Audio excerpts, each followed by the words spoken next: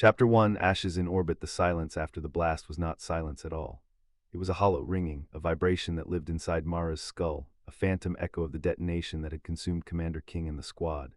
The station was no longer a station, it was a carcass, a skeletal ruin drifting in orbit above the fractured Earth. Metal groaned under stresses it was never meant to endure, and the void beyond the shattered hull pressed inward like a predator waiting for weakness.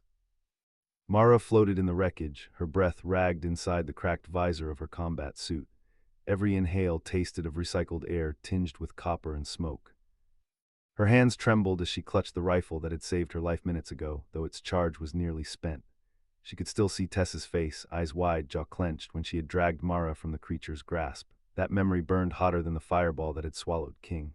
The corridor around her was a graveyard. Bulkheads peeled open like ribs, wires dangled like veins, and the faint glow of emergency lights painted everything in blood-red hues. Each flicker of light revealed floating debris, a severed gauntlet, a shard of armor, droplets of frozen blood that shimmered like rubies in zero gravity. Mara forced herself not to look too closely. She knew whose blood it was. Her comm crackled, static, then Tess's voice low and strained. "Mara, report." Mara swallowed hard, forcing her voice steady. "Alive, Section 12, hull breach near reactor spine, no sign of the creature." There was a pause, then Tess again, sharper now. "Don't trust the dark, it's never gone. King bought us time, nothing more." Mara closed her eyes, the weight of those words pressing against her chest. King's sacrifice had been absolute, a commander's final duty fulfilled in fire. Yet Tess was right, the void was not defeated. It lingered unseen, hungry. She could feel it, like a pressure behind her eyes, a whisper threading through the silence.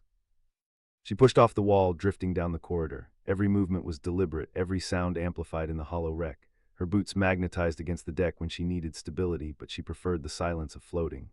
Less noise, less chance of drawing attention. The tactical HUD flickered, glitching from the blast damage. Mara tapped the side of her helmet, coaxing the system back online. A faint map appeared, fractured and incomplete.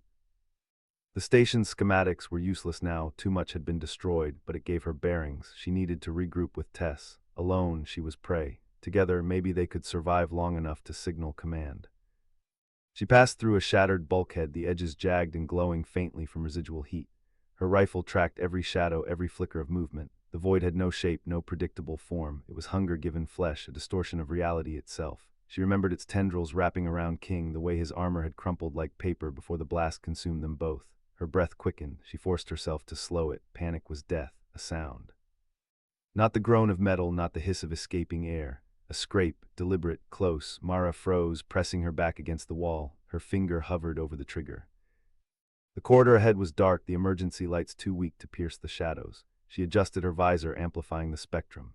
Shapes emerged, twisted fragments of machinery, a floating panel, and beyond them movement. "Contact," she whispered into the comm. Tess's reply was immediate. "Hold position, I'm en route." The shadow shifted, elongating, stretching across the corridor like liquid smoke. Mara's heart hammered. She raised the rifle, the barrel steady despite the tremor in her hands. The creature did not advance, it lingered, watching. She could feel its gaze, though it had no eyes. Her mind screamed to fire, to unleash what little charge remained.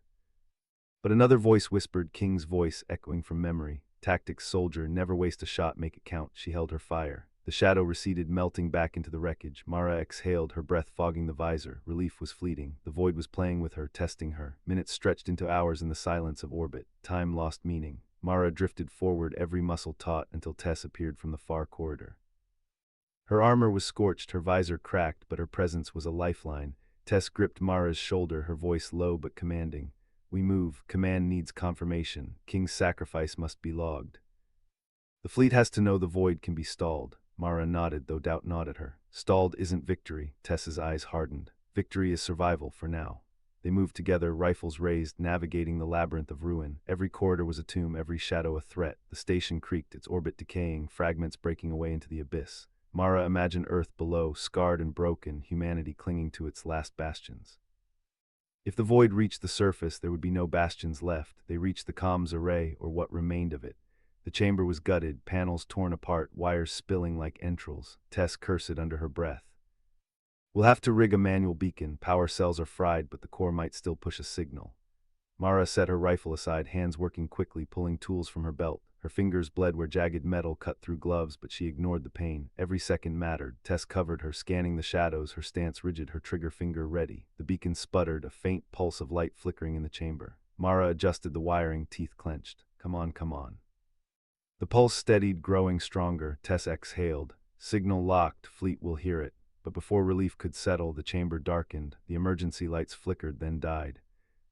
The beacon's glow became the only illumination, casting long, distorted shadows across the walls. Mara's breath caught. The shadows moved. Tess raised her rifle, voice sharp. It's here.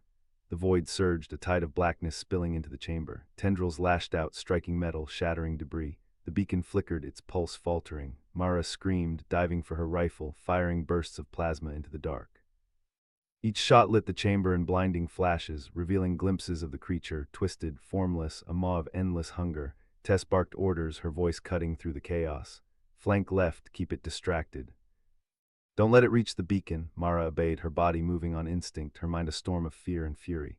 She fired, reloaded, fired again, every shot a desperate plea for survival. The void recoiled, but it did not retreat. It pressed forward, relentless. The beacon's pulse weakened, its light dimming. Mara's heart sank. If the signal failed, King's sacrifice would mean nothing. Humanity would never know the void could be fought. Tess roared, charging forward, her rifle blazing. Hold the line. Mara followed, her scream joining Tess's, their voices defiant against the darkness. Plasma fire tore through the chamber, the beacon flickering wildly. The void writhed, its tendrils thrashing, its hunger palpable. And in that moment Mara understood this was not a battle for victory. It was a battle for memory, for proof, for the chance that humanity might stand against the abyss. The beacon pulsed one final time, its signal piercing the void. Tess's voice rang out, raw and unyielding. Humanity fights. The chamber erupted in chaos, shadows consuming light, fire meeting darkness. Mara's vision blurred, her body trembling, but her finger never left the trigger. The war had only begun. Chapter 2. The breach. The chamber's walls trembled with each pulse of the beacon, its dying light casting jagged shadows across the scorched metal. Mara's lungs burned, each breath ragged and shallow, as if the air itself had been poisoned by the void's presence. Her rifle was hot in her hands, the barrel glowing faintly from the relentless bursts she had unleashed. The acrid stench of plasma discharge mixed with the sickly, metallic tang of the creature's ichor, coating her tongue, making her gag. Tess stood ahead of her, a silhouette of defiance against the writhing monstrosity. Her armor was scarred, blackened from near misses, but her stance was unyielding. She fired in controlled bursts, each shot punctuated by the guttural roar of command. Keep pressure on its flank, Tess bellowed, her voice cutting through the chaos like a blade. Don't let it regroup, Mara shifted, boots scraping against the slick floor. Her muscles screamed, but she forced herself forward, angling to the left as ordered. The void's tendrils lashed out, striking the walls with bone-shattering force. Sparks cascaded from ruptured conduits, showering the chamber in a rain of fire. Her rifle bucked against her shoulder as she fired again, the plasma bolts searing into the creature's mass. For a heartbeat, the void recoiled, its form rippling like liquid shadow, but it surged back, hungrier, angrier, its maw opening into a cavern of endless teeth. Mara's mind screamed at her to run, to flee into the dark and never look back. But her body betrayed that instinct, driven by something deeper, rage, desperation, the knowledge that if she faltered, humanity's last hope would die here. The beacon flickered, its pulse slowing. Mara's eyes darted to it, panic clawing at her chest. The signal was weakening. King's sacrifice, the blood spilled, the lives lost would be for nothing if the beacon failed. Tess, Mara shouted, her voice cracking. The beacon, I see it. Tess snapped, cutting her off. She fired another volley, her jaw clenched, sweat streaking down her dirt-caked face. Hold the line, soldier. That beacon stays alive until we're dead, the void lunged, its tendrils whipping forward. Mara dove, rolling across the floor as one slammed into the spot she had just vacated. The impact sent a shockwave through the chamber, rattling her teeth. She scrambled to her feet, rifle raised, firing point-blank into the tendril. The plasma bolt tore through it, spraying fragments of shadowy flesh that evaporated into smoke, but the creature did not falter. It pressed forward inexorable, its hunger palpable. Mara's heart pounded, her vision narrowing. She could hear Tess's voice, distant yet commanding, anchoring her to reality. Focus fire, aim for the core, Tess roared, the core. Mara's eyes locked onto the creature's center, a swirling vortex of darkness that seemed to devour the very light around it. She steadied her rifle, ignoring the tremor in her hands, and fired. The bolt streaked across the chamber, striking true. The void convulsed, its form rippling violently, a guttural screech reverberating through the walls. For a moment hope flared, then the beacon sputtered, its light dimming to a faint glow. No, Mara whispered, her voice trembling. The chamber shook, the void's tendrils thrashing wildly. Tess charged forward, reckless, her rifle blazing. She screamed, a raw, primal sound that echoed through the chaos. Humanity fights, her words were a war cry, a defiance against annihilation. Mara felt it surge through her veins, igniting something primal within her. She screamed too, her voice joining Tess's, their defiance a fragile shield against the abyss. The void recoiled, its form shuddering under the relentless assault. Plasma fire tore through its mass, searing holes that oozed shadow.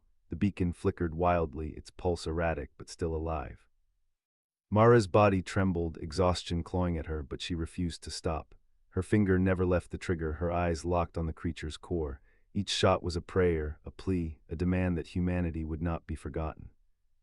The chamber erupted in chaos, shadows consuming light, fire meeting darkness, screams mingling with roars. Mara's vision blurred, her body numb, but her will remained unbroken. The void pressed forward, relentless, but so did they. And in that moment Mara understood this was not a battle for victory. It was a battle for survival, for proof, for the chance that humanity might stand against the abyss. The beacon pulsed one final time, its signal piercing the void. The war had only begun. The chamber fell into a tense silence, broken only by the crackle of burning conduits and the labored breaths of the soldiers. Mara lowered her rifle, her arms trembling, her chest heaving. Tess stood ahead, her armor scorched, her rifle smoking, but her eyes burned with unyielding fire. The void was gone, or perhaps only retreated, waiting in the shadows, but the beacon still glowed, faint but alive. Mara's knees buckled and she collapsed to the floor, her body shaking. She stared at the beacon, tears blurring her vision. "We did it," she whispered, her voice barely audible. Tess turned, her gaze hard, her voice steady. "No," she said, "we survived, that's all. The war isn't over. It's only begun." Mara looked up at her, fear and determination warring within her. She knew Tess was right, the void would return. The beacon signal would reach humanity, but it would carry a warning, not a victory. Humanity fights, but the shadows of war had only just begun to fall. Chapter 3, Ashes in the Veins. The chamber's silence was deceptive, a fragile veil stretched over the raw wound of battle. The beacon's pulse flickered faintly, casting shadows across the scorched walls, shadows that seemed to breathe, to twitch, as if the void lingered just beyond perception. Mara forced herself upright, her muscles screaming in protest. The air was thick with the acrid stench of burnt circuitry, mingled with the copper tang of blood. Her visor's HUD flickered erratically, static crawling across the display. She blinked hard, trying to clear her vision, but the haze of exhaustion clung to her like a second skin. Tess stood at the far end of the chamber, her silhouette framed by the dying glow of the beacon. Her armor was cracked, plates scorched black, but she carried herself with the rigid defiance of a soldier who refused to yield. She turned slowly, her rifle lowered but not forgotten, her eyes scanning every shadow as though expecting them to erupt into claws and teeth at any moment. "Status report," Tess barked, her voice sharp, commanding. The surviving soldiers stirred, some dragging themselves to their feet, others clutching wounds that bled through torn armor. Sergeant Cade limped forward, his left leg stiff, his face pale beneath the grime. He tapped his comm unit, but the device sputtered with static. "Comms are fried," Cade muttered, his tone heavy. "Beacon signal went out, but we're blind to what's coming back." Mara swallowed hard, her throat dry. The beacon had been their lifeline, their desperate cry into the abyss. But now, with the void retreating into silence, the uncertainty gnawed at her. Had humanity heard them? Or had the signal vanished into nothingness, swallowed by the endless dark? Tess's jaw tightened. "Then we hold position. Reinforcements or not, this chamber is our ground. If the void comes back, we bleed them here." Her words were steel, but Mara felt the tremor beneath them. Tess knew as well as anyone, holding ground against the void was like trying to dam a tidal wave with bare hands. The chamber groaned suddenly, metal struts shifting under unseen pressure. The soldiers froze, weapons raised, eyes darting to the shadows. Mara's pulse spiked, her breath shallow. She could feel it, the weight of the void pressing against the walls, probing, testing. Movement. One of the privates shouted, his voice cracking. A ripple of darkness slithered across the far wall, a distortion in the air like heat haze. Mara raised her rifle, her hands trembling, sweat dripping down her brow. The distortion thickened, coalescing into a shape that was almost human, almost familiar, but wrong in every way. "Fire," Tess commanded. The chamber erupted in gunfire, muzzle flashes strobing against the walls. Mara squeezed the trigger, her rifle bucking against her shoulder, rounds tearing into the shadow. The distortion shuddered, fragments of black mist scattering like ash, but it did not fall. It surged forward, a wave of darkness that swallowed the bullets as though they were nothing. "Grenades," Tess roared. Cade fumbled at his belt, yanking free a fragmentation charge. He hurled it into the mass, the explosion ripping through the chamber with a deafening roar. Shrapnel tore into the walls, sparks showering down, and for a moment the shadow recoiled, its form unraveling. But then it reformed, stronger, thicker, its edges sharpening into jagged claws. Mara's breath caught in her throat. It learns, she realized, horror sinking into her bones. It adapts. The soldiers fell back, forming a defensive line around the beacon. Tess moved with precision, her commands slicing through the chaos. "Focus fire, aim for the core." Mara adjusted her aim, targeting the pulsing center of the shadow. She fired, each shot tearing into the mass, each impact slowing its advance. The others followed suit, their rifles hammering the distortion with relentless fury. The shadow convulsed, its form flickering, collapsing inward. With a final shriek, a sound that was not sound but a vibration that clawed at the mind, it dissipated, vanishing into the air. Silence returned, heavy and suffocating. Mara lowered her rifle, her arms trembling uncontrollably. Her chest heaved, her lungs burning. She glanced at Tess, who stood rigid, her face pale but unyielding. "That wasn't an attack," Mara whispered, her voice hoarse. "It was a probe." Tess's eyes narrowed. "They're testing us, measuring our response." Cade cursed under his breath. "Then they know we're weak. Half our squad's down, ammo's running low, and comms are dead. If they hit us again, they will." Tess cut him off, her tone sharp. "And when they do, we make them pay for every inch." Mara felt the weight of those words sink into her chest. She wanted to believe Tess, wanted to cling to the defiance that burned in her commander's eyes. But the truth gnawed at her. The void was endless, infinite. Humanity was not. The beacon pulsed again, faint but steady. Mara stared at it, her vision blurring with exhaustion. That light was all they had, all that stood between survival and oblivion. She closed her eyes for a moment, forcing herself to breathe, to steady the storm inside her. "We fight," she told herself. "We fight because there is nothing else." The chamber's silence stretched, broken only by the ragged breaths of the survivors. Shadows lingered at the edges, waiting, watching, and Mara knew this was only the beginning. The void would return, and when it did, humanity's last stand would be carved in blood and fire. Chapter 4. The breach. The chamber's silence fractured with the low groan of metal under strain. Mara's eyes snapped open, her pulse hammering in her ears. The walls themselves seemed to shudder, as if the void pressed against them, probing for weakness. The beacon's pulse flickered, its light dimming for a heartbeat before flaring back to life. "Contact," Tess hissed, her voice sharp as a blade. She raised her rifle, the barrel steady despite the tremor in her jaw. "Positions, now." Cade moved first, dragging himself across the fractured flooring to the far flank. His boots scraped against the steel, echoing in the hollow chamber. Mara forced her legs to obey, pushing herself upright though her muscles screamed in protest. She slid into cover behind a jagged piece of collapsed bulkhead, her rifle clutched tight against her chest. The air thickened. It was more than atmosphere, it was presence. A pressure that gnawed at the edges of thought, whispering doubt into the marrow of their bones. Mara swallowed hard, her throat dry. She could feel it, the way the void seeped into the cracks of her mind, testing, prying. Then the shadows moved. They didn't advance like soldiers. They flowed, liquid and silent, slipping across the chamber's edges. Shapes half-formed, humanoid but wrong, limbs too long, torsos stretched, faces blurred into nothingness. They shimmered like heat haze, flickering between existence and absence. "Hold fire," Tess commanded, her voice low but commanding. "Wait for them to commit." Mara's finger hovered over the trigger. Her breath came shallow, her heart pounding so hard she thought it might betray her position. The shadows crept closer, their movements deliberate, predatory.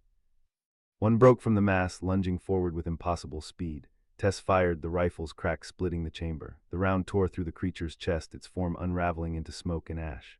"Engage," Tess roared. The chamber erupted in chaos. Cade's rifle barked, muzzle flashes strobing against the steel walls. Mara squeezed the trigger, each shot a desperate plea for survival. The shadows surged, their bodies twisting unnaturally as rounds punched through them. Some fell, dissolving into nothingness.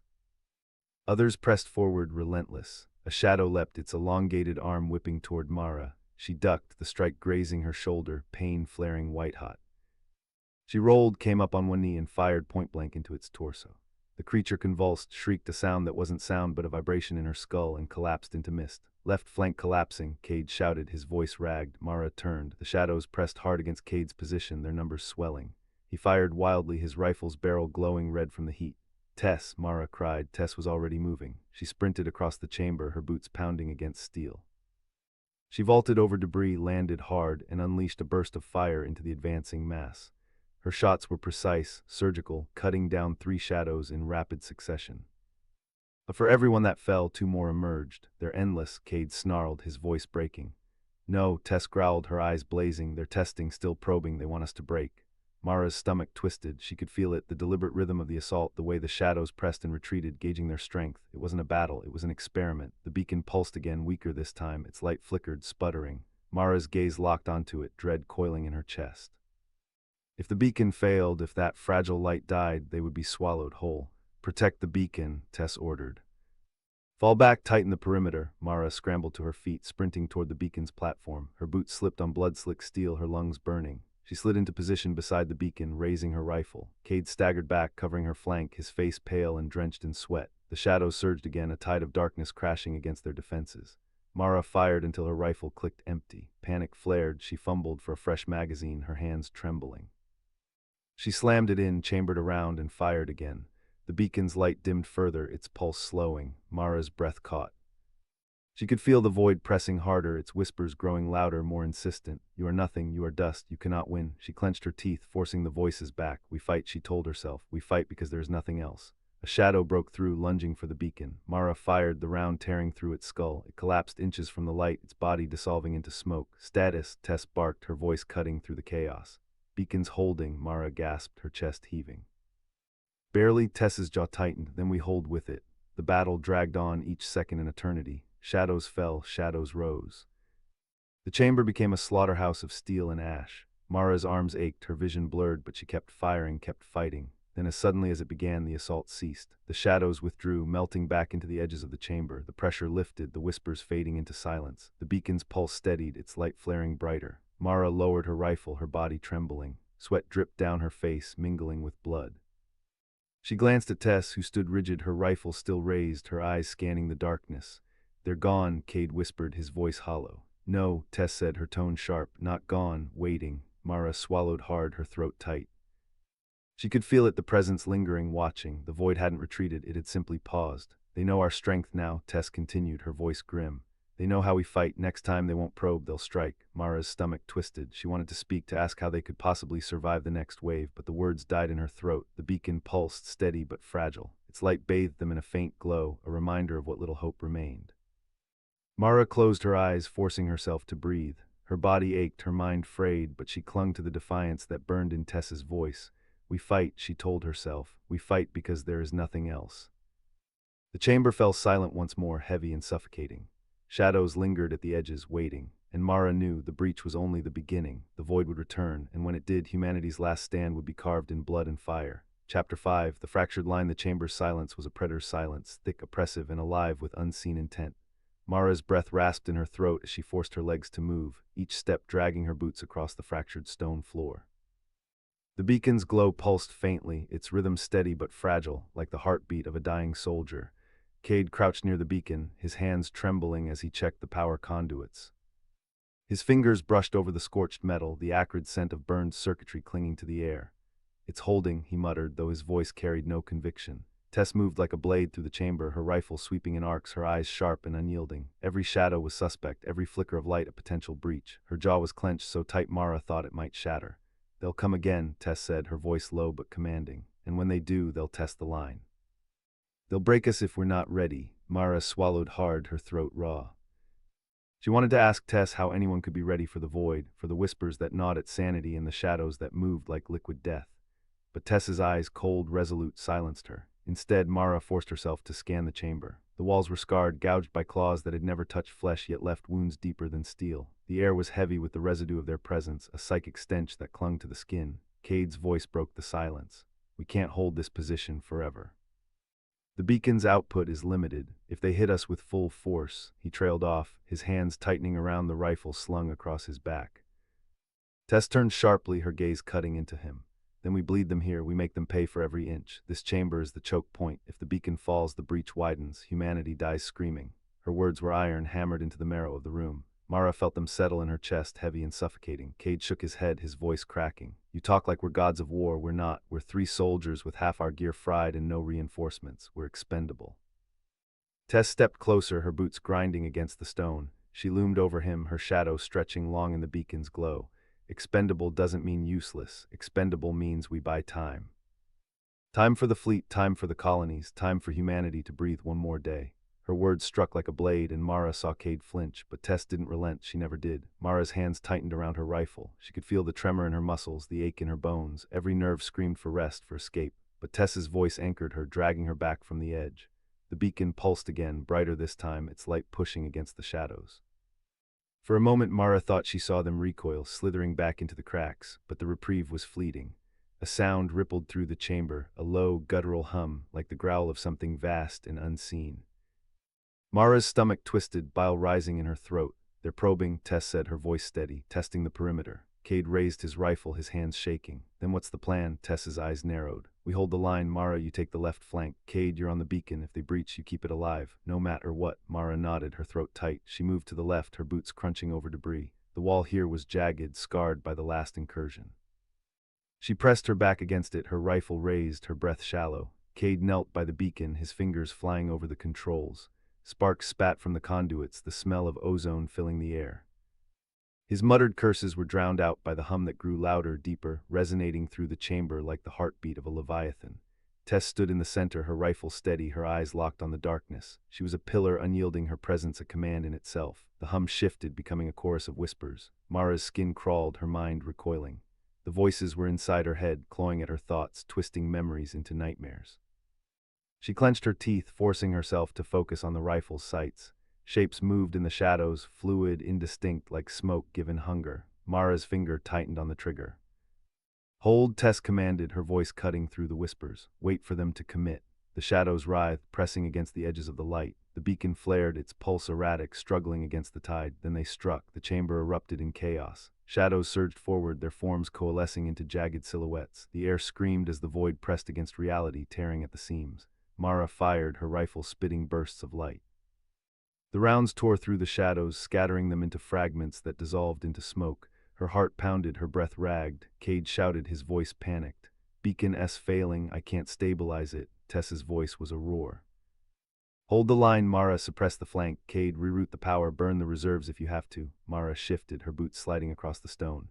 She fired again, her rounds carving arcs of destruction. The shadows recoiled but more surged forward, their whispers rising into a cacophony that threatened to shatter her mind. Cade's hands flew over the controls, sparks flying. His face was pale, sweat dripping down his temples. Reserves are burning, we've got minutes, maybe less. Tess moved like a predator, her rifle barking, her voice a command that cut through the chaos. Then make those minutes count. Every second we hold, humanity breathes. Mara's vision blurred, her body screaming for relief.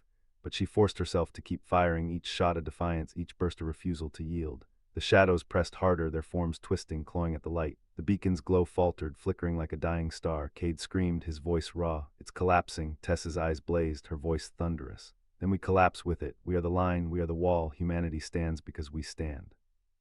Her words were fire, burning through the despair.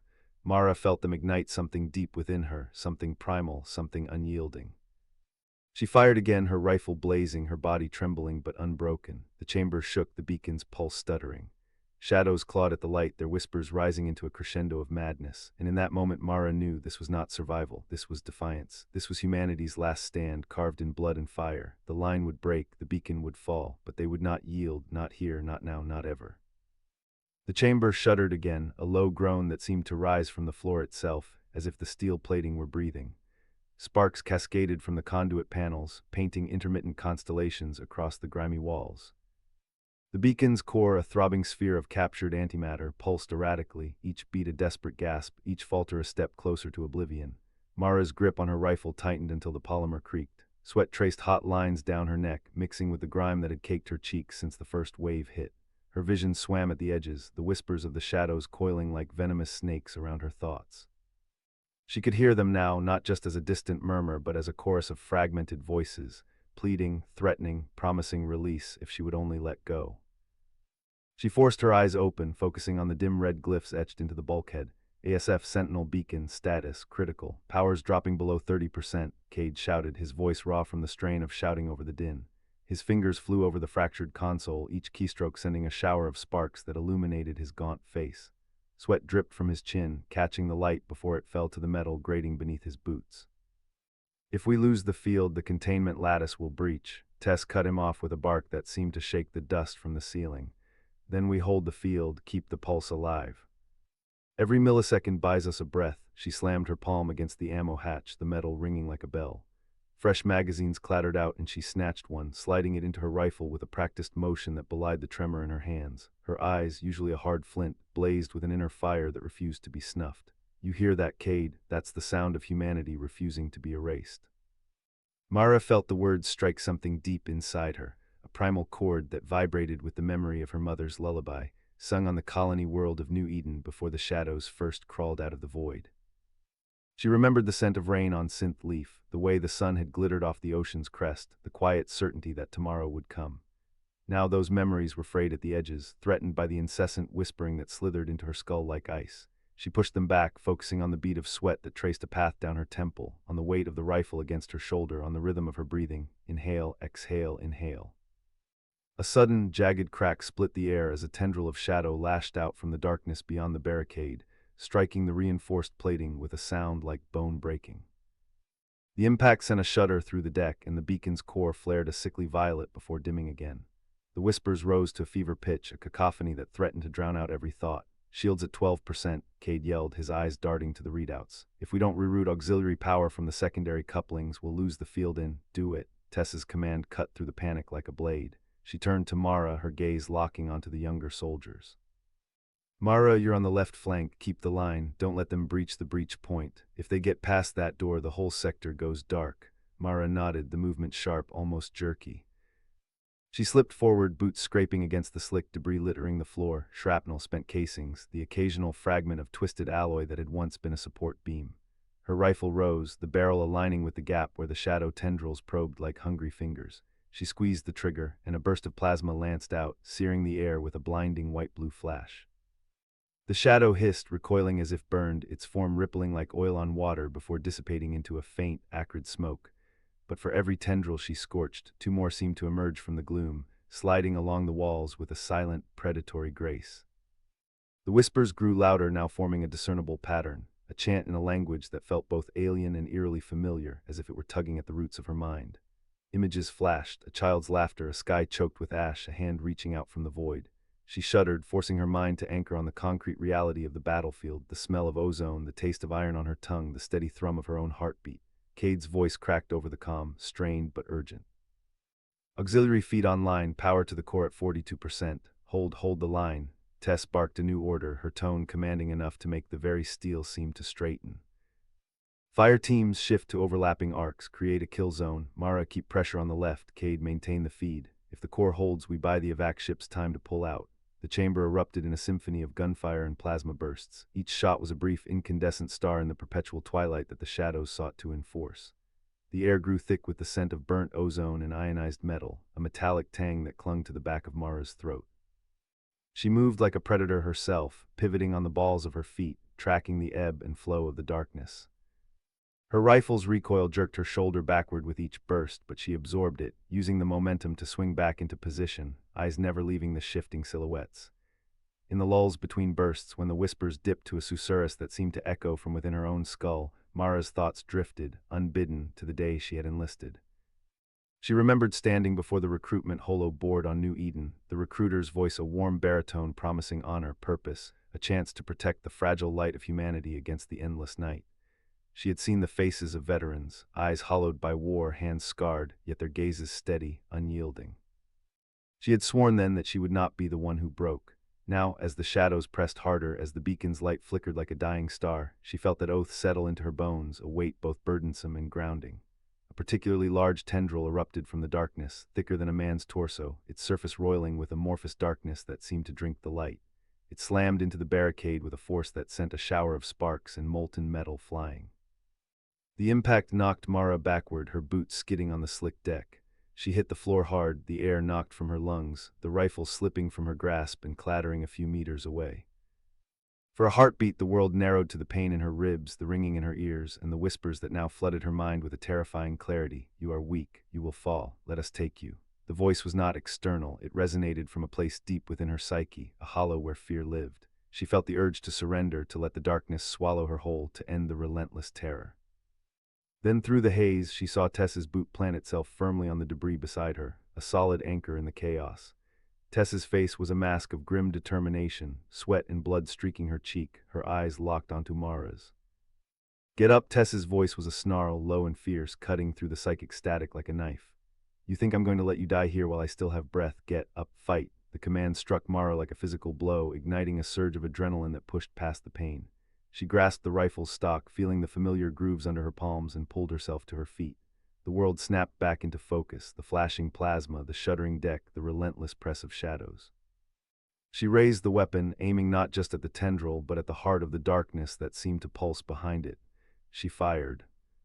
The plasma bolt struck the tendril's core, erupting in a burst of blinding light that washed over the chamber like a supernova. The shadow screamed, a soundless, visceral shriek that seemed to tear at the very fabric of reality. For a suspended instant, the tendril froze, its edges cracking like glass under strain, before disintegrating into a cascade of dark particles that drifted down like ash. The chamber fell into a sudden, eerie quiet, broken only by the ragged breaths of the defenders and the faint, erratic thrum of the beacon's core. The whispers had dimmed to a distant murmur, as if the entity feeding them had been startled. Cade's voice came over the comm, strained but hopeful. "Core stabilizing, 58%, we've got a window, keep it up." Tess, breathing hard, glanced at Mara, a flicker of something, respect perhaps, or a grim camaraderie passing between them. "Good work," she said, voice low but edged with steel. "Now we hold until the evac pulls out or until we can't hold any longer. No fallback, no surrender." Mara swallowed, the taste of blood and metal sharp on her tongue. She felt the tremor in her limbs, the exhaustion threatening to fold her knees, but she also felt a strange, fierce clarity. The fear was still there, a cold knot in her gut, but it was no longer the master, it was merely a passenger. She looked at the beacon's core, its light now steadier, a stubborn ember refusing to be snuffed. She tightened her grip on the rifle, feeling the weight of it not just as a weapon but as a symbol, a promise whispered in the dark that she would not be the one who let the light die. Outside the barricade, the shadows recoiled, their whispers reduced to a faint, frustrated hiss. They flowed like ink across the steel walls, seeking any crack, any weakness, but the line held for now. Mara stepped forward, her boots finding purchase on the debris, her eyes scanning the darkness. She could feel the pulse of the beacon through the soles of her feet, a slow, steady beat that matched her own. Each breath she drew was a defiance, each heartbeat a refusal to yield. In that moment, amidst the cacophony of war and the creeping dread of the unknown, Mara understood with stark clarity. This was not merely a battle for a piece of technology or a corridor of steel. This was a stand, a line drawn in blood and fire, where every spark of resistance was a testament to the indomitable spark of humanity itself. She raised her rifle once more, the plasma barrel humming with stored energy, and whispered to the darkness that pressed against them, a vow carried on the breath of the besieged: "We will not yield." The shadows hesitated, as if sensing the resolve that now radiated from the defenders like a shield. And for a heartbeat, the chamber held its breath, waiting, straining, poised on the knife's edge between oblivion and endurance. Chapter 7. The breach. The corridor trembled under the weight of unseen pressure, a low groan reverberating through the steel bones of the fortress. Mara's breath fogged against the visor of her helmet as she pressed herself against the barricade, the rifle humming in her grip. The shadows beyond the steel wall writhed like a living tide, their whispers clawing at the edges of her sanity. Every syllable was a promise of annihilation, a reminder that humanity's last bastion was nothing more than a candle in a storm. "Hold the line," Captain Rourke's voice thundered through the comms, a command that cut through the static and fear alike. His silhouette loomed at the far end of the barricade, armor scarred and blackened, plasma pistol raised like a judge's gavel. "They break through here, it's over. No retreat, no surrender." Mara swallowed hard, her throat dry as ash. She adjusted her stance, boots grinding against the debris-strewn floor. The beacon's pulse beneath her feet was steady, but she could feel its strain, its energy bleeding into the air like a wounded animal gasping for breath. The fortress was alive, and it was dying. The first impact came like a thunderclap. The barricade shuddered, steel plates bending inward as if struck by a colossal fist. Sparks cascaded from the seams, showering the defenders in a rain of fire. Mara flinched, raising her rifle, eyes narrowing against the glare. Contact. Sergeant Hale barked, his voice raw with urgency. He swung his heavy repeater toward the breach, the barrel glowing as it spat a torrent of plasma bolts into the darkness. The shadows recoiled, their forms twisting and unraveling under the assault, but more surged forward, relentless, inexhaustible. Mara squeezed the trigger. The rifle bucked against her shoulder, the plasma bolt streaking into the void like a shard of lightning. It struck one of the shadow forms, illuminating it for a heartbeat, a grotesque silhouette of limbs too long, a face stretched into a scream that never ended. Then it dissolved, collapsing into smoke and ash, her pulse hammered in her ears. She fired again and again, each shot a desperate prayer. The shadows pressed harder, their whispers rising into a cacophony that gnawed at her resolve. "They're probing," Rourke growled, his pistol barking fire into the breach. "They're testing us, brace for the push." The second impact was worse. The barricade buckled, steel shrieking as seams tore open. A jagged crack split the wall, and through it poured the black tide. "Here they come," Hale roared. The corridor erupted into chaos. Plasma bolts streaked through the air, the hiss of energy weapons mingling with the guttural shrieks of the shadows. Mara pivoted, her rifle tracking targets, each shot carving a path through the tide. The shadows moved like liquid, flowing around obstacles, reforming after being torn apart. They were not flesh, not bone, but something older, something that hated the very concept of light. One surged toward her, a mass of writhing limbs and hollow eyes. Mara's breath caught. She fired, the bolt searing through its chest, but it kept coming, its form knitting itself back together. Panic clawed at her throat. She fired again and again until the rifle's charge sputtered. "Reload," Hale's voice cut through the din. Mara slammed a fresh cell into the rifle, her hands trembling. The shadow lunged, its claws scraping against her armor, sparks flying. She staggered back, heart hammering, the beacon's pulse thrumming through her boots like a drumbeat of defiance. Rourke was there in an instant. His plasma pistol flared, a bolt tearing through the shadow's head. It shrieked, dissolving into smoke that stank of burnt ozone. He grabbed Mara's shoulder, his grip iron. "Steady, soldier," he snarled. "Fear is a weapon, don't let them use it." She nodded, breath ragged, forcing the panic down. She raised her rifle again, eyes burning with resolve. The shadows pressed harder, their tide swelling through the breach. The barricade was failing, the steel groaning under the assault. Hale's repeater roared, cutting swathes through the darkness, but even he was faltering, sweat streaking down his face beneath the visor. "We can't hold this," Mara shouted, her voice cracking. "We don't hold," Rourke growled. "We bleed them, make them pay for every inch." He raised his calm, voice sharp. "Alpha Squad, flank left. Bravo, reinforce the breach. No one falls back." The defenders moved with grim precision, their boots pounding against the steel floor, weapons blazing. The corridor became a furnace, plasma bolts streaking like meteors, shadows shrieking as they dissolved into smoke. The air was thick with heat and the stench of burning. Mara fought like a woman possessed. Each shot was a vow, each breath a defiance. She moved with the rhythm of the beacon, her body in sync with its pulse. She ducked beneath a claw, rolled across the debris, came up firing. The shadow dissolved, its scream echoing in her skull, but the tide was endless. For every shadow that fell, two more surged forward. The barricade was crumbling, steel plates tearing free, the breach widening. Rourke's voice thundered over the comms. "Prepare for fallback to secondary line." Mara's heart clenched. Fallback meant retreat. Retreat meant surrendering ground, but she knew it was necessary. The fortress was vast, layered with defenses, each corridor a killing field. They could bleed the shadows, slow them, buy time.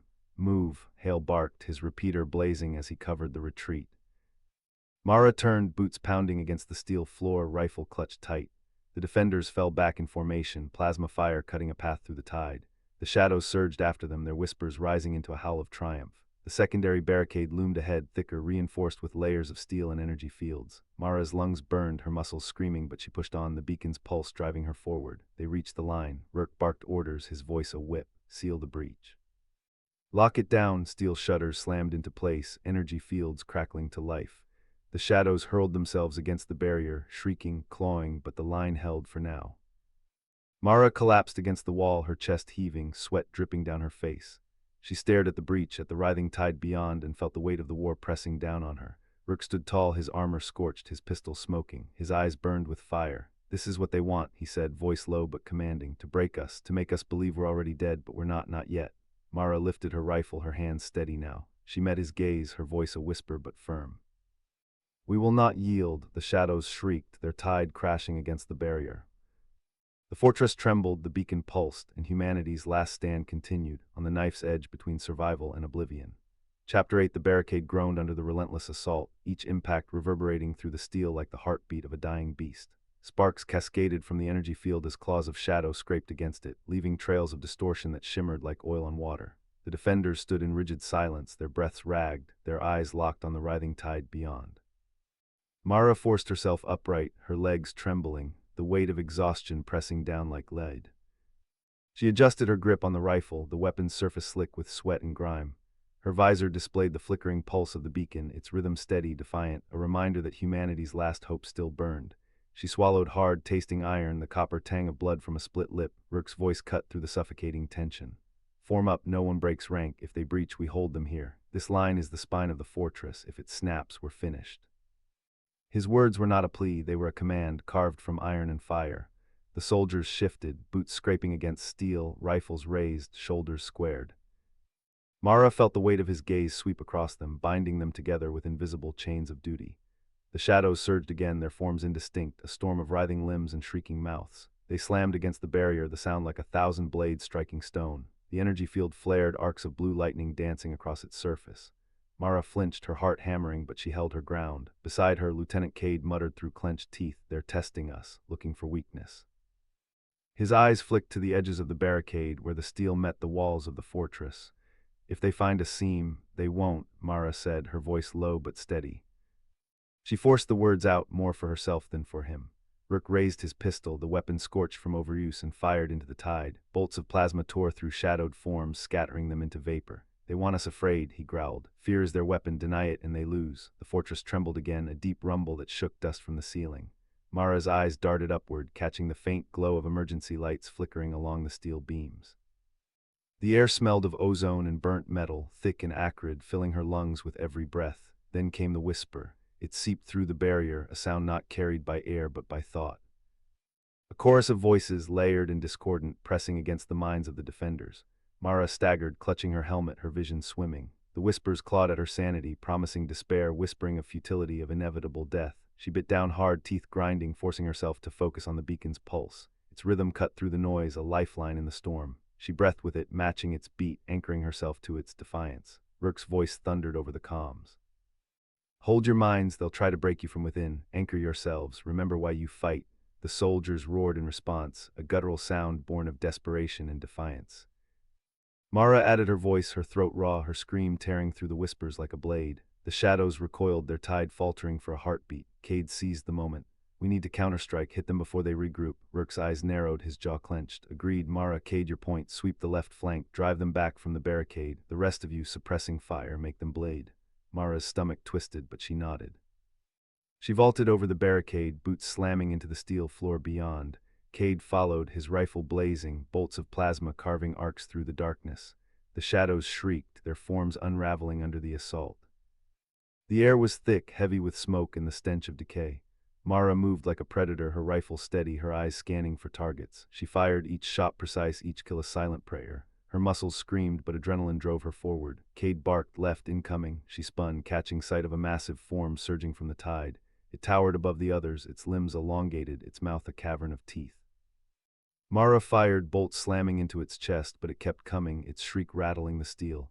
Cade launched a grenade, the explosion tearing the creature apart in a spray of shadow and fire. He grinned, teeth bared. That's how we do it, but the tide did not falter. More surged forward, their whispers rising into a crescendo. Mara's heart pounded, her vision narrowing. She fired again, her rifle blazing, her movements mechanical, driven by survival. Behind them, the barricade held, the defenders pouring fire into the tide. Rook's voice echoed, commanding, unyielding. Push them back, show them we are not prey. Mara felt the words ignite something within her. She pressed forward, her boots pounding against steel, her rifle a blazing beacon in the dark. The shadows shrieked, their tide faltering under the relentless assault. Then, silence. The tide recoiled, pulling back into the darkness, their whispers fading into nothing. The battlefield lay in ruin, smoke rising from scorched steel, the air thick with the stench of death. Mara collapsed to one knee, her chest heaving, her rifle trembling in her hands. Cade stood beside her, his armor scorched, his face streaked with sweat and grime. He looked at her, his eyes burning with defiance. We held. Rook stepped forward, his armor battered, his pistol smoking. He surveyed the battlefield, his gaze hard, unyielding. This was only the first wave, he said, his voice low but commanding. They'll come again, stronger, smarter, but so will we. Mara lifted her head, her eyes locking on the beacon's pulse. Its rhythm was steady, defiant, unbroken. She felt its fire burn within her, driving back the whispers, the despair. She rose to her feet, her rifle steady, her voice firm. We will not yield. The fortress trembled, the shadows whispered in the distance, and humanity's last stand continued on the knife's edge between survival and oblivion. Chapter 9, The Breach. The fortress walls groaned under the weight of silence, the kind that pressed against the chest and made every breath feel like a trespass.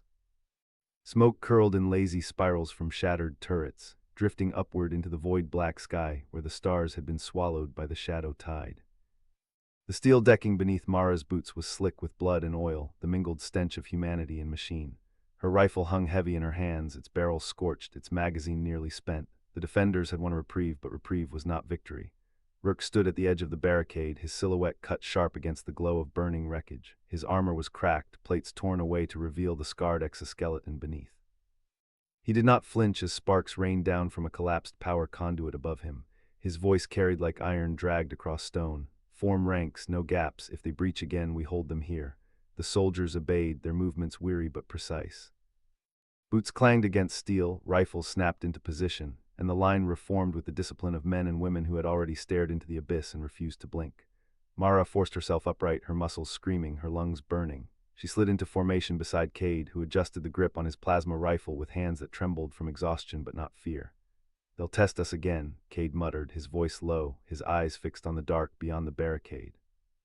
They always do, like waves against rock. Mara swallowed hard, her throat raw. Then will be the rock, the silence fractured. A tremor rippled through the steel beneath their feet, subtle at first, then violent, rattling teeth and shaking loose fragments of debris from the ceiling. The fortress itself seemed to shudder, as though recoiling from what approached. Mara's heart hammered against her ribs. She raised her rifle, the barrel steady despite the tremor in her hands. From the black maw of the corridor ahead, the shadows stirred. Not the scattered remnants of the first wave, but something larger, heavier, deliberate. The air thickened, charged with static, the taste of ozone sharp on the tongue. Rourke's voice cut through the tension. Eyes forward, do not break. The corridor erupted. A hulking mass surged into view, its form shifting, writhing, armored in plates of obsidian that shimmered with unnatural light. Its limbs were jagged, blades fused with flesh, its movements both mechanical and organic. Behind it, smaller forms poured forth, shrieking, their claws scraping against steel, their eyes burning with alien fire. Juggernaut, Cade shouted, his voice cracking. The line faltered, fear rippling through the ranks like a contagion. Mara felt it claw at her chest, the instinct to run, to flee, to survive, but Rourke's voice thundered above the chaos. Stand, aim for the joints, break it down, the fortress roared to life. Rifles spat fire, plasma bolts streaked through the air, grenades arced overhead and detonated against the tide. The Juggernaut absorbed the punishment, its armor glowing red where plasma struck, its limbs jerking but never slowing. It crashed against the barricade, steel shrieking as it bent beneath the impact. Mara fired, her shots precise, aimed at the creature's knees, its elbows, the seams where armor met flesh. Each round sparked, some embedding deep, others deflecting harmlessly. Her breath came in ragged bursts, her vision narrowing to the rhythm of her rifle. Beside her, Cade unleashed a torrent of plasma, his rifle overheating, vents screaming as steam hissed into the air. "Come on, you bastard," he snarled, his voice raw, desperate. The Juggernaut swung a massive limb, a blade slicing through the barricade, sending shards of steel flying. A soldier screamed as the blade tore through his chest, his body crumpling against the deck. Mara flinched, bile rising in her throat, but she did not stop firing. Rourke advanced, his pistol barking, each shot a thunderclap. He moved with brutal precision, his armor dragging against the deck, his eyes locked on the Juggernaut. Focus fire.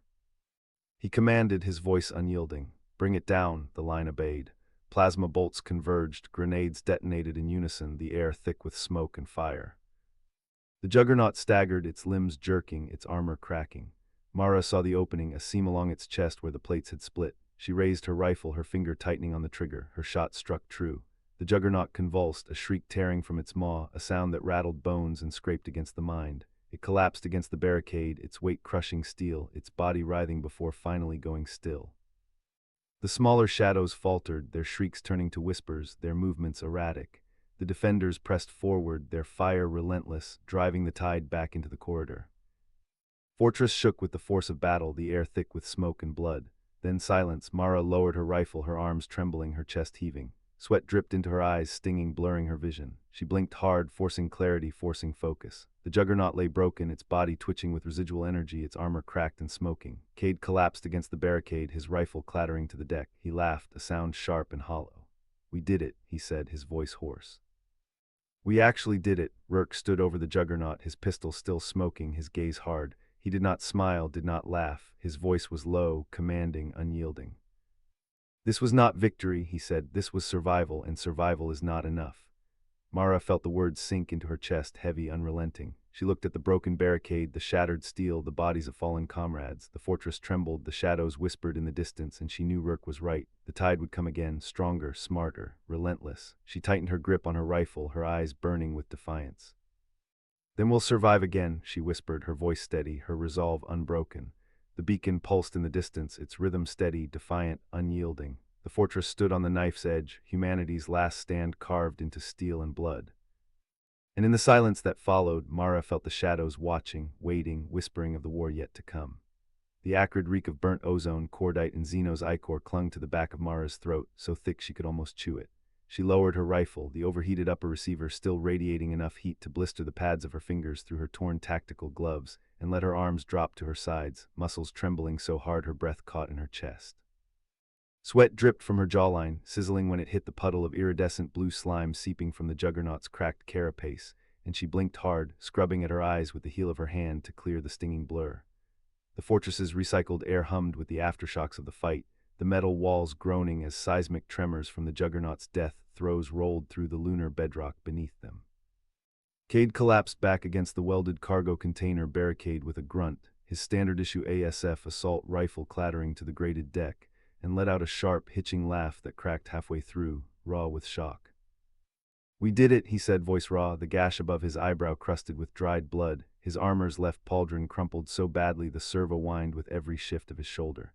"We actually fucking did it." He fumbled for a fresh mag in his belt, his hands shaking so bad he dropped it twice before it clattered to the floor, and he cursed, low and vicious, kicking at the steel plating. Rourke didn't move. He stood over the Juggernaut's twitching bulk, his service pistol still smoking in his grip, the muzzle pointed down at the creature's cracked cranial plating. One of its optical sensors flickered red, dim, dying, and he put a single round through it without hesitation, the crack of the shot making Mara flinch. He didn't smile, didn't breathe hard, his face set in the same hard, unyielding stone it had been when they'd breached this outpost 3 weeks prior, when the first wave of Xeno's dropships had turned the Kepler 22b colony into a crater. He kicked the Juggernaut's clawed hand aside, the serrated chitin scraping sparks against the deck, and his voice was low, sharp enough to cut through the ringing in Mara's ears. "This was not victory," he said, his gaze sweeping over the shattered barricade. The bodies of Jax, Sarah, and Miller crumpled against the far wall, their armor rent open, their weapons still clutched in frozen hands. "This was survival, and survival is not enough." The words sank into Mara's chest, heavy as the mag she still clutched in her fist. She looked past Rourke, through the gaping hole in the fortress's outer wall, out at the black, star-dusted lunar sky. Somewhere out there, the Xeno's fleet was still hanging in orbit, their dropships recharging, their Juggernauts rearming. The tide would come again, Rourke was right, stronger, smarter, relentless. She tightened her grip on her rifle, the rough polymer stock biting into her palm and her jaw set. "Then we'll survive again," she whispered, so quiet only she could hear it, the defiance in her voice steady, unbroken. The comms beacon mounted on the barricade next to her pulsed red and blue, its rhythm stuttering every time a distant plasma bolt impacted the fortress's outer hull. Layla, the squad's comms tech, was huddled over the cracked console behind the barricade, her fingers flying across the keys, the tips crusted with blood from where a shrapnel fragment had sliced through her gloves 10 minutes prior. She looked up, her face pale, eyes wide with a terror she was trying hard to tamp down. "Rourke, you need to see this," she said, her voice tight. He turned, holstering his pistol, and walked over to the console, Mara and Cade trailing behind him. The long-range sensor feed flickered on the cracked screen, red blips swarming across the lunar surface beyond the fortress's perimeter. Enemy main force ETA 12 minutes. 3 dropships, 2 additional Juggernaut signatures, 112 grunt thermal pings. They're moving fast. Rourke's jaw tightened, but he didn't react otherwise. He'd known this was coming, had seen the Vanguard Juggernauts drop pod streak towards the outpost hours before, had pulled the squad out of their bunks with 10 seconds to spare before it breached the outer wall. "They'll hit the main gate in 11, he said, tapping the screen to mark the approach vector. "We cannot hold it. We've got 200 rounds of heavy plasma between us, 3 working rifles, and you're the only one with a functional comms rig." He nodded at Leela, who flinched. "We collapse the western access tunnel, funnel them into the kill zone we prepped at the junction, take out as many as we can before they reach the command center. Remote trigger for the tunnel charges is fried. Juggernaut EMP took it out when it blew, manual trigger only." He paused, his gaze sweeping over the 4 of them, and Mara's stomach dropped. The escape pod stashed in the lower levels had 4 seats. There were 5 of them left. "Escape pod has 4 seats, Rourke said, no inflection in his voice, like he was reading a supply manifest. "I'm staying. I'll set the charges, hold the tunnel mouth until they blow, give you enough time to get to the pod and launch. You take the data core we pulled from the Juggernaut's carcass, get it back to the fleet. It's the only shot we've got at finding a weakness in their armor, at stopping them from jumping to Sol next." "Fuck that," Mara said before she could think, stepping forward. "I'm the best shot in the squad. I'll hold the tunnel mouth while you set the charges. You're the commander, you need to get that data back, lead the next counterstrike." She could feel the weight of the data core already, tucked into the inner pocket of her armor, still humming faintly with the Xeno's energy it had absorbed from the Juggernaut's neural cluster, warm against her chest. Rourke's eyes narrowed. "That's an order, Lieutenant." His voice was steel, no room for argument, but Mara just leveled her gaze at him, her jaw set. She'd argued with him before over stupid shit like extra patrol shifts and ration distribution, but this was different. This was Jax's kid, who was on one of the colony ships waiting in orbit, who'd drawn her a picture of a dragon and taped it to her bunk before they'd left for the outpost. This was every civilian huddled in the colony ship's cargo bays, every kid who'd never seen a tree or an ocean, every last person counting on them to hold the line. "With all due respect, sir," she said, her voice low, steady, "you can go fuck yourself. I'm not leaving you to die in a hole by chapter 11. The mouth of hell, the tunnel mouth, was a jagged wound carved into the earth, its edges blackened from plasma fire, its interior choked with smoke and the stench of burned flesh. The air vibrated with distant tremors, enemy artillery pounding the outer ridges, each impact sending dust cascading from the ceiling like the breath of some ancient beast. Mara crouched low against the wall, her rifle pressed tight to her shoulder, the faint hum of the data core against her chest reminding her of the weight she carried, not just the device but the lives tethered to it. Rourke moved with grim precision, his armored boots crunching over shattered stone as he set the last of the charges along the tunnel supports.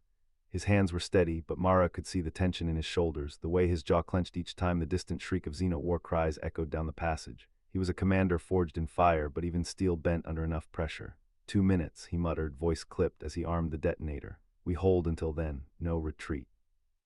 Mara's eyes flicked to the tunnel mouth. Shadows writhed beyond the smoke, shifting forms that seemed to melt into the darkness, only to reappear closer, sharper. The enemy was coming. She could feel it in her bones, the way the air seemed to thicken, charged with the static of their presence. She adjusted her stance, pressing her back against the cold stone, rifle angled toward the void. Her breath slowed, her heartbeat syncing with the rhythm of her weapon's pulse capacitor. She thought of Jax's kid, of the dragon drawing tape to her bunk, and forced her fear into a blade. The first Xeno broke through the haze, a towering figure clad in chitinous armor, its limbs elongated, its eyes burning with alien light. It moved with terrifying grace, claws scraping sparks from the stone as it lunged forward. "Contact," Mara barked, squeezing the trigger. Her rifle spat a burst of plasma, the rounds slamming into the creature's chest. It staggered, shrieked, and collapsed in a heap of twitching limbs. More followed. The tunnel mouth erupted with movement, dozens of them pouring through, their bodies twisting unnaturally, their shrieks reverberating like a chorus of damned souls. Mara fired again and again, each shot precise, each kill a necessity. Her mind narrowed to the rhythm of combat: aim, fire, adjust, breathe. Rourke joined her at the line, his heavy repeater roaring, each burst tearing through multiple targets. The tunnel filled with light and sound, plasma bolts carving arcs through the smoke, alien ichor splattering the walls. "Hold the line," Rourke's voice was thunder, commanding, unyielding. "No one gets past." The Xenos pressed harder, their bodies piling at the mouth, their claws scraping against the stone as they tried to force their way through. Mara felt the ground tremble beneath her boots, the weight of their assault threatening to break the tunnel itself. She ducked as a clawed limb slashed toward her, the air hissing with its passage.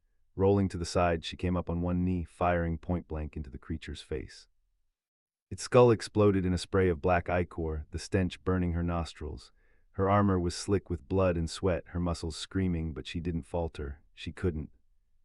Rourke slammed the butt of his rifle into another Xeno, sending it sprawling, then finished it with a burst to the chest. His movements were brutal, efficient, the embodiment of a soldier who had fought too many battles to count. "Mara," he shouted over the din. "They're trying to flank." She pivoted, catching sight of a cluster of Xenos scaling the tunnel wall, their claws digging into the stone as they tried to climb over the pile of corpses. Snarling, she switched to her sidearm, firing rapid bursts that tore them from the wall, their bodies crashing down into the heap. The detonator's timer blinked red. 30 seconds. "Mara, fall back," Rourke ordered, his voice sharp, commanding. She shook her head, firing another burst into the swarm. Not yet. The creatures surged again, their shrieks deafening, their bodies pressing against the line like a tidal wave of flesh and bone. Mara felt her rifle's capacitor whine, the heat building, the weapon threatening to overload. She gritted her teeth, forcing herself to keep firing, each shot a defiance against the inevitable. 20 seconds. Rourke grabbed her shoulder, pulling her back. "That's an order, Lieutenant." She shoved him off, eyes blazing. "With all due respect, sir, go fuck yourself." The words were fire, raw and unyielding, but beneath them was something deeper: fear, loyalty, love. She wasn't going to let him die here, not alone, not while she still had breath in her lungs. 10 seconds. The tunnel shook violently, dust raining down, the walls groaning under the strain. The Xenos pressed harder, their claws reaching, their shrieks piercing. Mara fired until her rifle sputtered, then drew her combat knife, slashing at the nearest creature, her movements fueled by desperation. 5 seconds. Rourke slammed his fist against the detonator, the charges armed, the tunnel primed to collapse. He grabbed Mara by the arm, dragging her back toward the escape pod chamber. The explosion ripped through the tunnel like the wrath of gods. Fire and stone erupted, the walls collapsing, the shrieks of the Xenos cut short as the mouth imploded, burying them beneath tons of rock. The shockwave hurled Mara and Rourke to the ground, their armor scraping against the stone, their bodies battered by the force. Silence followed, heavy, suffocating silence broken only by the crackle of fire and the distant rumble of falling debris. Mara lay on her back, chest heaving, the data core still humming against her armor. She turned her head, meeting Rourke's gaze. His face was streaked with blood and soot, his eyes hard but alive. "We did it," she whispered, her voice hoarse. Rourke pushed himself to his feet, offering her a hand. "No." "You did it." She took his hand, rising slowly, her body aching, her mind reeling. The tunnel mouth was gone, buried beneath rubble and fire. The enemy was sealed, at least for now. But the war wasn't over. The pod chamber loomed ahead, its steel doors waiting, the faint hum of its engines promising escape.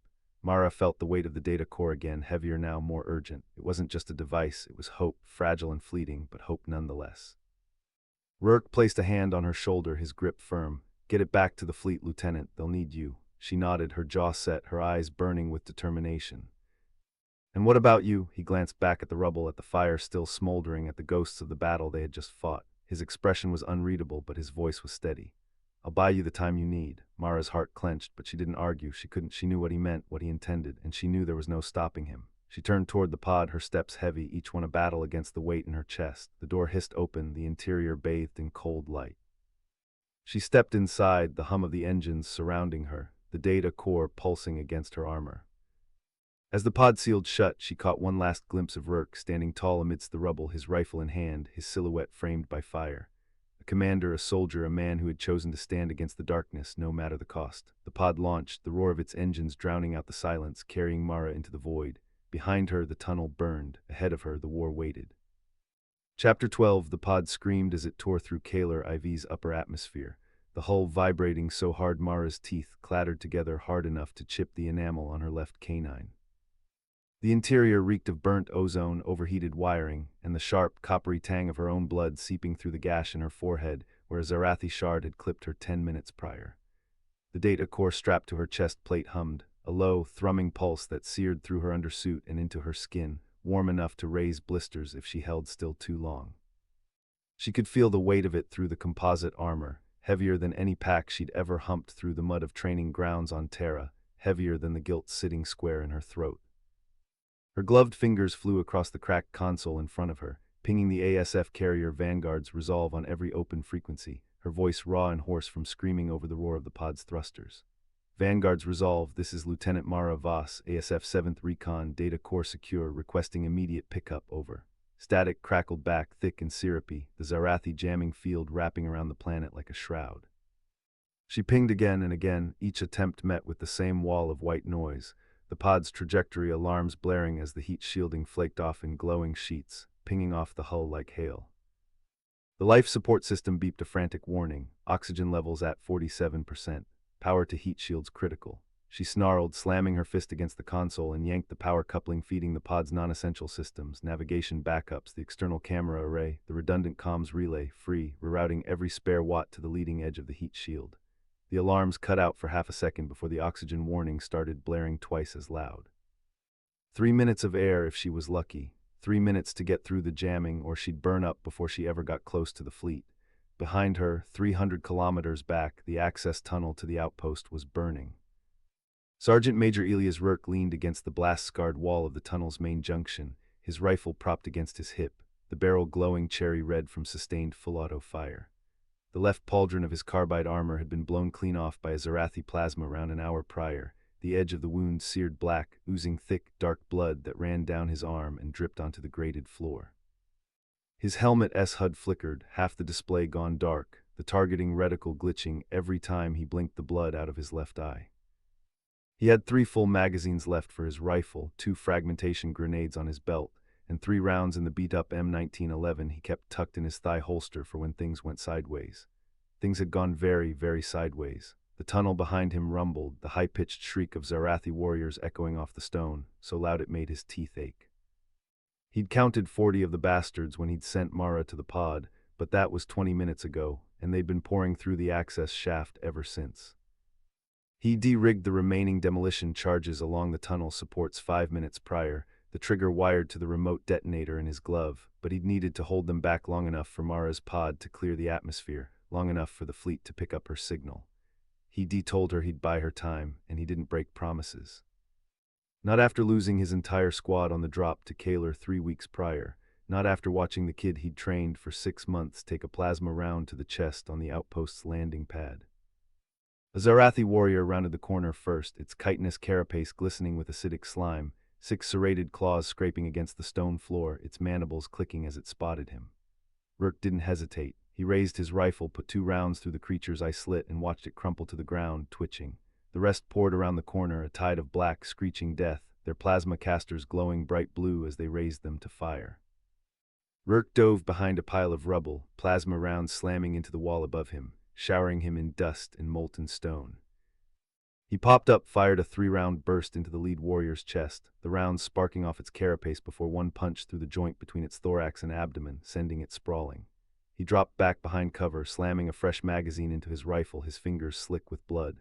"Come on, you ugly bastards," he muttered, grinning through the blood running down his face. "Is that all you got?" Another round slammed into the rubble next to his head, blowing a chunk of stone into his cheek. He ignored it, popping up again, firing until his rifle clicked empty. He dropped it, drew his sidearm, and took out 2 more warriors before one of the plasma casters landed a hit on his forearm.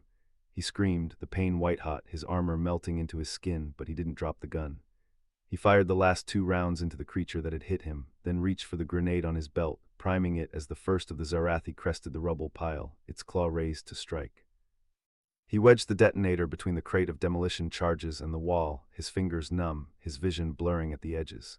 He had 1 grenade left, 1 trigger pull, and then he'd be done. He thought of his daughter Leela back on Terra, who'd drawn him a picture of a spaceship last leave, with a big yellow sun and a little stick figure holding a rifle labeled Daddy the Hero. He tucked it in his armor's inner pocket right next to his heart, and he touched it now through the scorched armor, a small, sad smile on his face. "Sorry I'm not coming home, kiddo," he whispered, so quiet the shrieks of the Zarathi almost drowned him out. The first warrior's claw slashed across his chest, tearing through armor and undersuit, leaving a deep gash that burned like acid. Rourke didn't flinch. He pulled the pin on the grenade, jammed it into the creature's open mandibles, and triggered the demolition charges. The explosion was bright enough to outshine Kaler IV's twin suns, a fireball that blew the entire tunnel complex apart, stone and molten metal and Zarathi chitin flying thousands of meters into the sky. The shockwave rippled across the planet's surface, setting off seismic sensors 100 clicks out, and the Vanguard's Resolve's tactical officer yelled so loud his voice cracked over the bridge comms. "Contact." Planet surface, coordinates 471211, massive explosion, no life signs detected. Mara stumbled out of the pod's hatch 10 seconds later, her armor scorched black, her helmet cracked, the data core still strapped to her chest, pulsing like a second heart. The carrier's landing bay was a flurry of motion, medics rushing toward her, deck crew yelling over the alarms, the smell of burnt pod hull mixing with the sharp antiseptic tang of the med bays. One of the medics grabbed her arm, yelling something about burns and oxygen deprivation, but she shook him off, her hands shaking so bad she could barely unstrap the data core from her chest. "Get me to the bridge," she said, her voice rough, like she'd been gargling broken glass. Now, Captain Halloway was already standing at the viewport when Mara stumbled onto the bridge, the old woman's face lined with fatigue, her silver hair pulled back in a tight bun, a scar splitting her left eyebrow from a battle years prior. She turned when Mara walked in, her gaze dropping to the data core in Mara's hands, then to the ash caked in her hair, the gash on her forehead, the way her armor was still smoldering. "We picked up your Sergeant Major's transmission 10 minutes ago," Halloway said, her voice quiet, no bullshit. "He gave us your pod's trajectory, confirmed the core is secure." Then the jamming cut out and we picked up that explosion. She paused, her jaw tightening. "No life signs, I'm sorry, Lieutenant." Mara stood there for a long minute, the data core heavy in her hands, the hum of it vibrating up her arms. She thought of Rourke standing in the rubble, his rifle in hand, his grin as he told her to get the core back. She thought of Leela's drawing, tucked in his armor, of the way he'd placed his hand on her shoulder like he was passing a weight he'd carried for too long. She didn't cry.